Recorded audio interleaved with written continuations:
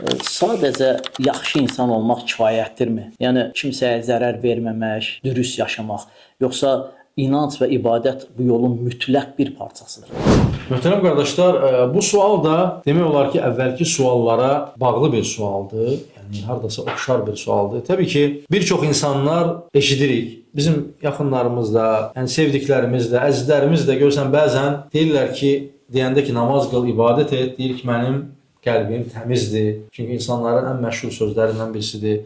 Və bəzən deyirlər ki, mənim nə günahım var ki? Bəzilər deyir ki, Allah məni bağışlayar. Bəli, Rəbbimiz bağışlayandır. O yaxşı zəndir. Ancaq, möhtərəm qardaşlar, bilməliyik ki, Allah Subhanahu wa Ta'ala sənin qəlbinin təmizliyi, gözəlliyi, günahsız olmağın sənin zənnincədir. Ancaq bir insanın ibadət etməməsi artıq o böyük günahdır. Sən deyirsən ki, mən günahsızam, mənim nə günahım var ki? Ancaq namaz qılmamaq, ibadət etməmək o özü böyük günahdır. Və düşün ki, yerlərin, göylərin sahibi, səni yaradan uca Rəbbin, sənə bütün əzalarını sənə verən, bütün neymətləri sənə bəxş edən Rəbbin sənə Qurani Kərimdə onlarla yerdə səslənir. Deyir ki, وَأَقِيمُ الصَّلَاةَ namaz qıl deyə sənə səslənir.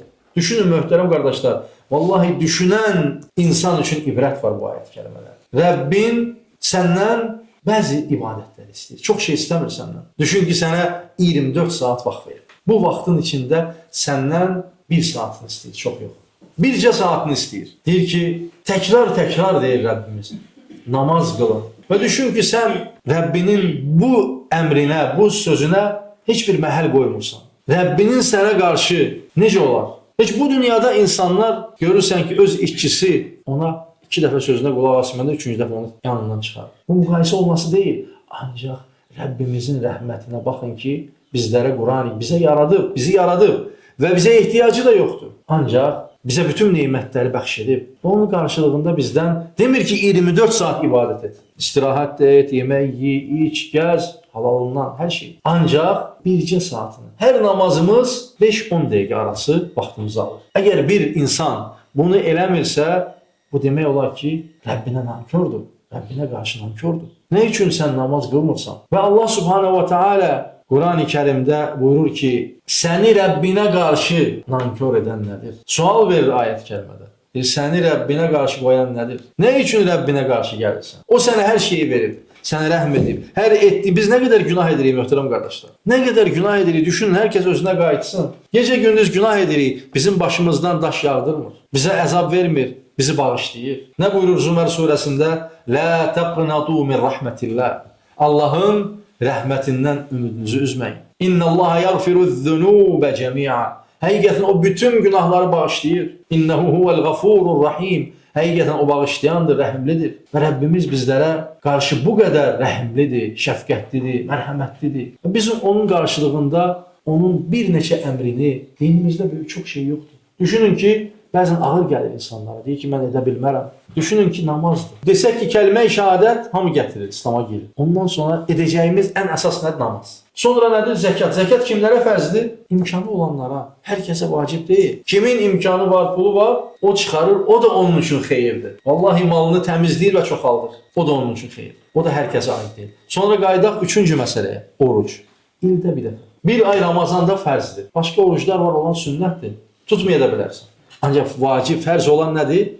Ramazan orucu. O da ildə bir dəfə. O da sənin sağlamlığın, səhhətin üçün yüzlərlə, minlərlə hikməti var. Ən əsası da Rəbbinə tabi olursan. Onun əmrini yerinə gətirirsən. Ondan sonra həcc etmək kimlərə vacibdir? O da imkanı olanlara. Neçə dənə əmr oldu? 5 dənə. Bu 5-indən biz hansını etməliyik? Yəni hər zaman bizə vacib olan, hər zaman yanımızda olan bir namazımız var. Çətindir bəyəm namaz qılmaq. Bunu nəyə görə izah edirəm? Çünki bəzi insanlara namaz, ibadətə gəldiyəndə sanki dağlar üstünə gəlir. Fikirləşir ki, mən bunları nətər çatdıracam.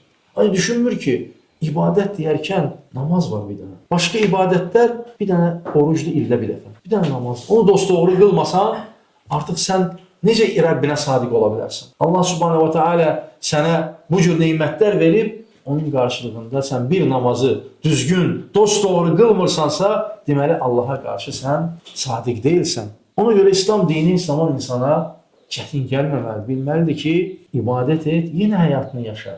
Və bizlərə nə buyurur? Qalan İslamın başqa əməlləri nədir? Hamısı gözəldir. Valideynlərə yaxşılıq et, ailənə yaxşılıq et, övladlarına yaxşılıq et, qonşuya yaxşılıq et, halal ye, haramdan çəkin. Hamısı baxırsan, bir insanın fitrətinin ən sevdiyi və qəbul elədiyi xeyir əməlləri bizlərə təşviq edir. Ona görə insan ibadətə həris olmalıdır. Əgər ibadət etmiriksə, ibadətə başlamalıyıq. Və bilməliyik ki, vallahi və billahi onun yalnız bizə xeyri var. Əgər sən ibadət etmirsənsə, ya onun əzabını sənin yanındakı, ətrafında heç kim onu çəkməyəcək. Onun ziyanını sən çəkəcəksən. Sadəcə biz onu çatdırırıq insanlara, sevdiyimiz insanlara. Çünki Allah Resulü sallallahu aleyhi ve sellem deyir ki, la yu'minu ahadukum hatta yuhibbe li akhihi ma yuhibbu li nefsihi. Sizdən biriniz kamil iman etmiş olmazsınız özünə istədiyinizi. Yəni öz nəfsinizə istədiyinizi insanlara istəmədikcə, möminlərə. İnsanlara istəmədikcə sən iman etmiş olmazsan. Sən deyə bilməzsən ki, mən namaz qıldım, ibadət etdim, artıq mən ətrafla işim yox. Düzdür, ətrafın qılmaması sənə əzab verməyəcək. Bəli, deməlisən, bir insan kimi ona çatdırmalısan, ona xeyir istəməlisən. Və əgər onu deyiriksə, vallahi onun xeyri üçün deyirik. Çünki bu dünya imtihan dünyasıdır. Necə ki, Mulk surəsində də gəldi. Əl-ləzi xalaqal mauta vel hayata liyabluwakum eyyukum ahsanu amala. Biz deyir, ölümü də, həyatı da xəlq etdiyi nə üçün? Liyabluwa. Bu ayət kəlmə qısa bir yeri bütün insanlar üçün ibrətdir. Liyabluwakum eyyukum ahsanu amala. Baxıb görək ki, ən yaxşı əməl edəniz hansıdır? Əd-dünya məzra'atul axirə. Dünya ahiretin tarlasıdır möhtərəm qardaşlar. Bu dünyada nə əkərsən, o dünyada da onu becərərsən. Ona görə möhtərəm qardaşlar, çalışmalıyıq ki, Allah Subhanahu wa Taala bizlərə verdiyi bu fürsəti düzgün dəyərləndirək. Bu vaxtı, vaxt gedir, ömür gedir. İnsan gözünü açır, ayılır ki, artıq ömür gedir. Ömür gedib. Qazandığımız nədir? Bizi əbədi həyat gözləyir. Bizi sonu olmayan bir həyat gözləyir. Düşünün, əsl həyat orada başlayır. Əsl həyat orada başlayır.